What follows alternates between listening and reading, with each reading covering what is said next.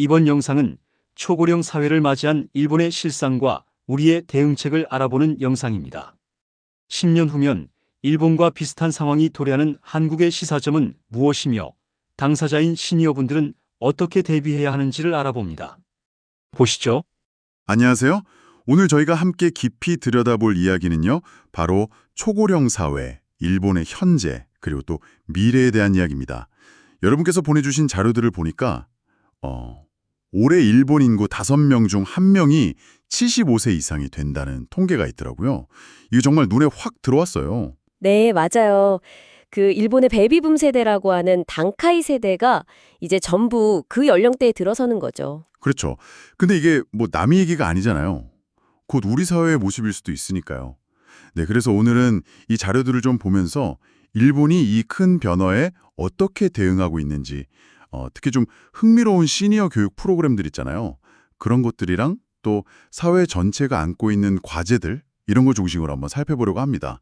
뭐 단순히 정보를 요약하는 걸 넘어서서요. 이 현상이 우리에게 어떤 의미가 있을지 같이 좀 고민해보는 시간이 되면 좋겠습니다.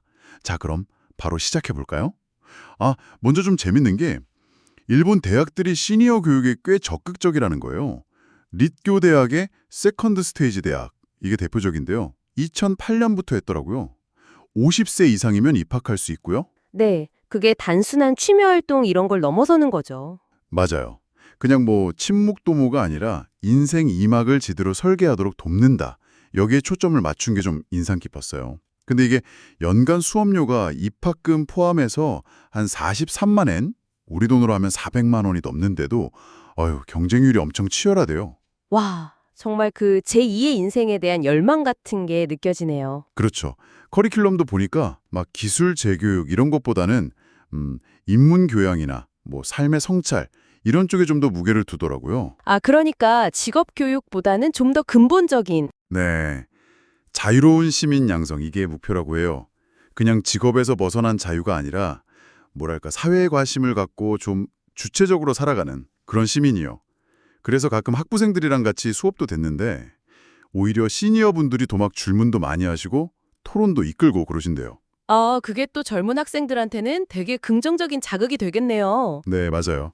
뭐 삶의 지혜 같은 것도 나눠주고 졸업하고 나서는 NPO 활동, 그러니까 비영리 단체 활동 같은 걸로 사회에 기여하는 분들도 꽤 많다고 하고요.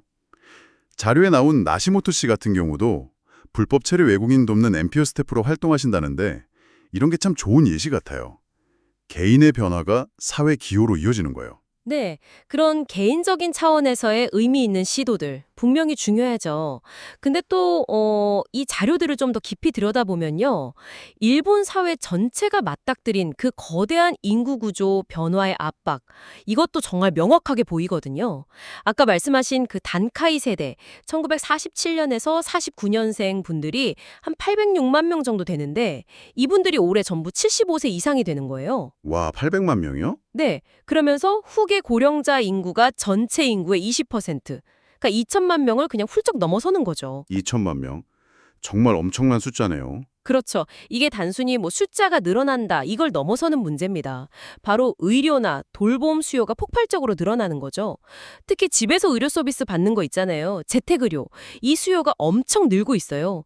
올해 하루 평균 한 7만 9천 명 정도 될 거라고 하는데 이게 몇 년 전보다 1만 명 이상 늘어난 수치거든요. 와, 집에서요. 네. 근데 더 심각한 건 돌봄 인력이 부족하다는 거예요. 2040년까지요. 약 57만 명. 와. 진짜 상상하기 어려운 규모의 인력이 더 필요할 거라고 하니까 이 시스템 전체가 받는 부담이 정말 엄청나다는 걸 알 수 있죠. 57만 명 추가로? 정말 감당이 될까요? 그러니까요. 건강보험 제정도 마찬가지예요.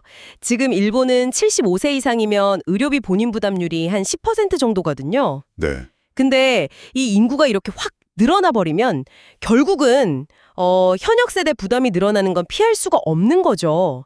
이미 사회보장 비용 자체가 30년 전보다 거의 3배 가까이 늘었는데 이런 구조가 계속 갈 수 있을까 하는 의문이 커질 수밖에 없고요. 그러니까요. 결국 돈 문제로 귀결되는 거군요. 네, 그래서 결국에는 노인 연령 기준 자체를 지금 65세인데 이걸 70세로 올려냐 하는 거 아니냐 이런 논의까지 나오는 거고요.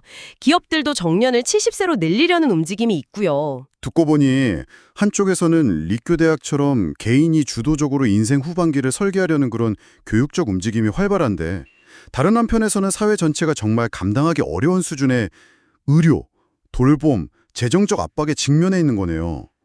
이 개인의 노력하고 거대한 시스템의 한계, 이 사이의 긴장감이랄까? 그런 게 느껴지는데요. 혹시 자료들 속에서 이 둘 사이에서 어떤 관계나 서로 영향을 미치는 부분, 이런 분석은 없었나요? 아, 네. 그 지점이 중요하죠. 자료들은 주로 각 현상을 좀 따로 다루는 경향이 있기는 한데요. 근데 그 간극 자체가 사실 중요한 걸 보여줘요. 개인의 의미 찾기 노력이 물론 중요하지만 그것만으로는 사회 전체의 구조적인 문제를 풀기는 어렵다. 이런 현실을 보여주는 거죠. 오히려 시스템이 불안정하면 개인의 노력도 제약받을 수 있고요. 정리해보면 일본의 현재 모습은 개인 차원의 적극적인 노년 준비, 그리고 사회 시스템 차원의 거대한 도전 과제, 이게 막 공존하는 굉장히 복합적인 상황이다. 이렇게 볼 수 있겠네요. 맞습니다. 이건 정말 일본만의 얘기가 아니라 이미 초고령 사회에 들어선 우리 한국 사회에도 많은 생각을 하게 만드는 것 같아요. 10년 뒤면 우리도 65세 이상 인구 비율이 30% 넘을 거라고 하잖아요. 연금 문제, 건강보험 재정, 노인 돌봄 부족. 정말 우리 숙제가 눈앞에 다가온 느낌이에요. 네, 맞아요. 그래서 오늘 살펴본 이런 정책이나 교육 프로그램 논의를 좀 넘어서서요. 우리가 앞으로 더 깊이 고민해야 할 지점은 아마 이것일 겁니다. 초고령화 시대를 살아가는 우리. 개개인의 마음가짐은 어떻게 달라져야 할까? 또 정부나 기관의 역할을 넘어서 지역 공동체의 역할은 뭘까? 이런 것들이요. 단순히 늘어난 수명에 대처한다. 이걸 넘어서 어떻게 하면 이 길어진 시간을 개인적으로나 사회적으로나 좀 더 풍요롭게 만들 수 있을지 좀 더 근본적인 질문을 던져봐야 할 때인 것 같습니다. 여러분은 어떻게 생각하시나요? 시청해 주셔서 감사합니다.